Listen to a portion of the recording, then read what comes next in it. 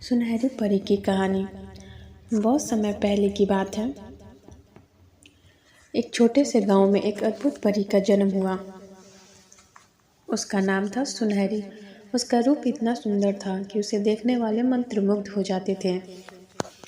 उसके पंख सुनहरे थे जो सूरज की किरणों की तरह चमकते थे। उसकी आंखों में ऐसी रहस्यमय चमक थी जो हर किसी को आकर्षित करती थी। लेकिन सुनहरी परी के जीवन में एक रहस्य था। सुनहरी परी का जन्म एक जादुई बगिया में हुआ था, जहाँ हर तरह के फूल, पौधे और पेड़ थे, जिनमें अनगिनत रंगों का समावेश था। वो बगिया एक प्राचीन राजा की संपत्ति थी और राजा का मानना था कि यहाँ किसी भी तरह की अजीब चीजें घट सकती है। परंतु इस बगिया के भीतर ही कोई और शक्तिशाली जादू भी छुपा हुआ था।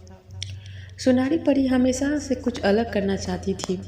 उसे अपनी जन्मभूमि से बाहर की दुनिया को देखने की इच्छा थी, जहाँ वो जीवन के विभिन्न पहलुओं को जान सके। वो जानती थी कि उसे जादुई दुनिया में एक बड़ा काम करना है, लेकिन उसे ये समझ नहीं आ रहा था कि यह क्या काम है।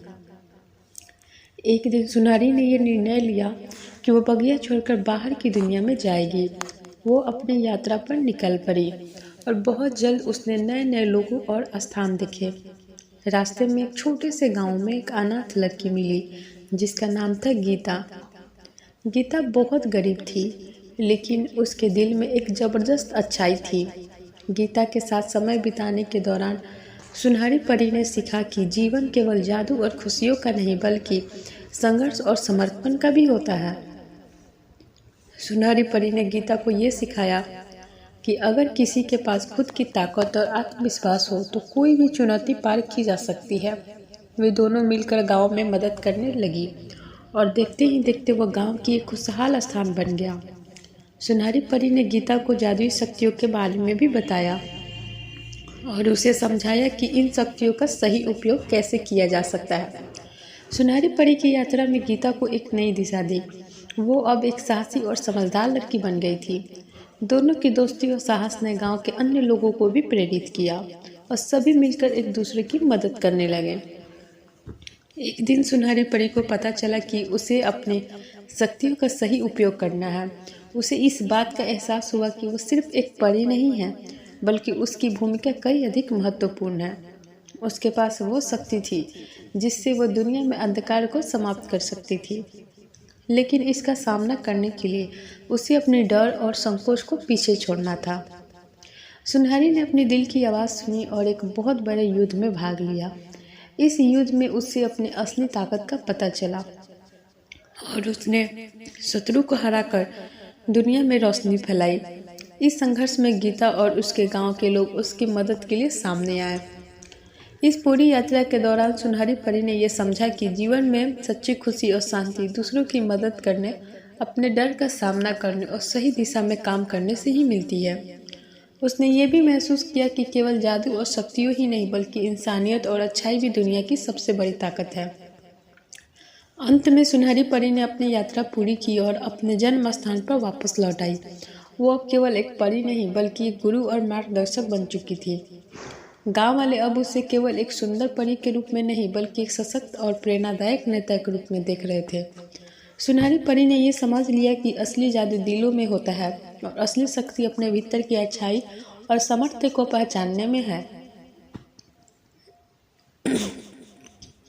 उसने अपने जीवन को इस उद्देश्य के लिए समर्पित किया कि वो औरों को सिखा सके कि हर किसी में एक अद्वितीय शक्ति है, और जब वो अपने भीतर की अच्छाई को पहचानता है तो वो पूरी दुनिया को रोशन कर सकता है।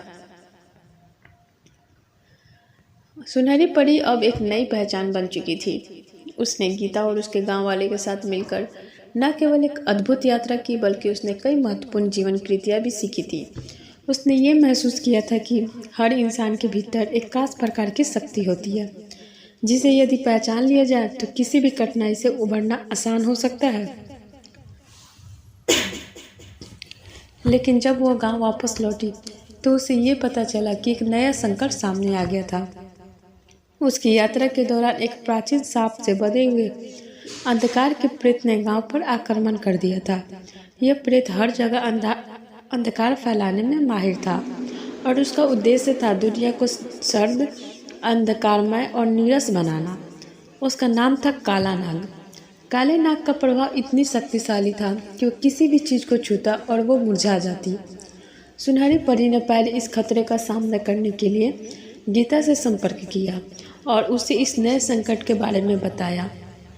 गीता को अब एक समझदार और साहसी लड़की बन चुकी थी। अब मित्र सुनहरी परी के साथ देने का निश्चय किया, लेकिन दोनों जानती थी कि ये एक आसान काम नहीं था, क्योंकि काले नाग का जादू इतना शक्तिशाली था कि पूरी बगिया और उसके आसपास के गांव वालों को अपनी गिरफ्त में ले सकता था। सुनहरी परी ने काले नाग से मुकाबला करने के लिए अपनी शक्तियों का इस्तेमाल करना शुरू किया, लेकिन उसने ये महसूस किया कि उसकी केवल सुनहरी चमक और शक्तियाँ काले नाग के अंधकार से मुकाबला करने के लिए पर्याप्त नहीं थी। उसे अपनी पूरी आंतरिक शक्ति को जगाने के लिए एक विशेष तरीके की आवश्यकता थी। सुनहरी परी ने गहरी साधना शुरू की। वह जंगल में अकेली बैठकर ध्यान लगाने लगी, जहाँ उसकी शक्तियों और जादू को एक नया रूप देने के लिए उससे अपनी आत्मा को शुद्ध करना था। इस दौरान गीता भी उसके साथ थी और दोनों मिलकर उससे काले नाग से लड़ने के लिए आवश्यक ज्ञान और शक्ति प्राप्त करने के प्रयास में जुट गए।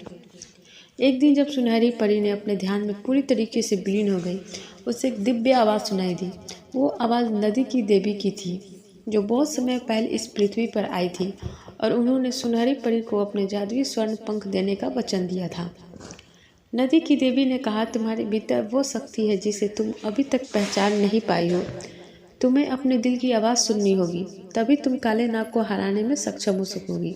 सुनहरी परी ने देवी का आशीर्वाद को स्वीकार किया और फिर एक नए उत्साह के साथ अपनी शक्तियों का सही रूप से इस्तेमाल करना शुरू किया। अब उसके पंख सिर्फ सुनहरे नहीं थे, बल्कि उनमें आकाश की शक्ति भी समाहित हो गई थी। वो केवल आकाश में उड़ कर चमक नहीं सकती थी, बल्कि वो पृथ्वी की ऊर्जा को भी आत्मसात कर सकती थी, जो उसे और अधिक शक्तिशाली बनाती थी। सुनहरी ने काले नाग से सामना करने का निर्णय लिया। वो और गीता दोनों मिलकर काले नाग के अड्डे पर पहुंचे।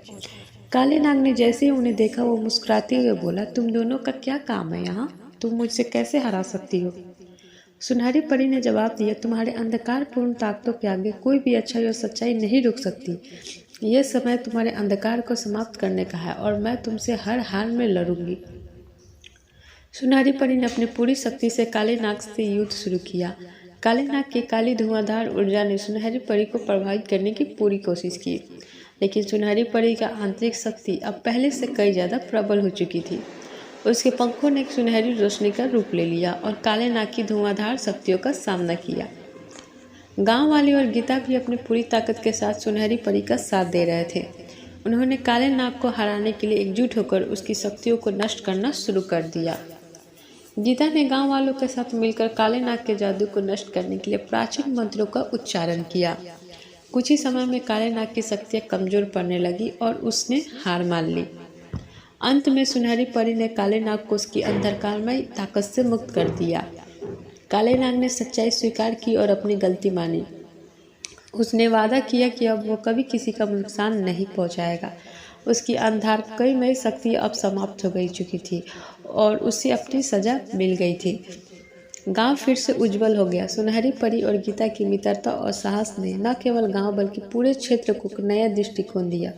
अब लोग जान गए थे कि कभी भी अंधकार के सामने अच्छे विचार और अच्छाई को झुकने नहीं देना चाहिए। ये कहानी एक शानदार उपकथाओं के साथ थी, जो कहानी में बहुत सारे संदेश है, आत्मविश्वास, दोस्ती, अच्छाई और संघर्ष के महत्व के बारे में थी।